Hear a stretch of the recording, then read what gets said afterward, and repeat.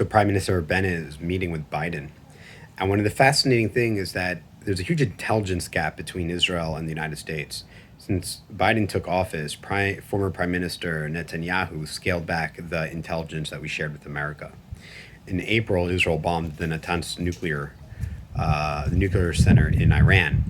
And Israel gave America less than 2 hours' notice so they wouldn't have the opportunity to try to convince Israel or stop Israel from calling it off.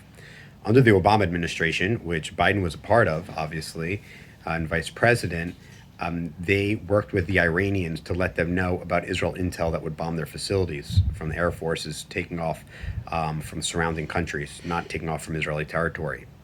This is why there isn't trust between, let's say, Obama and Biden, and that's why Israel scaled back intelligence sharing.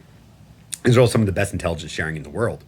That's no secret, and therefore it is a big loss to America. But that's because America couldn't be trusted under Biden, according to Prime Minister Netanyahu.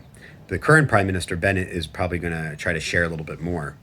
I don't know why. I mean, he stabbed his allies and American citizens in Afghanistan in the back. And I don't see why they would change how they're sharing Israel's private intelligence and ideas for Israel's security with Israel's enemies that are sworn for the genocide of Jews, like Iranian regime.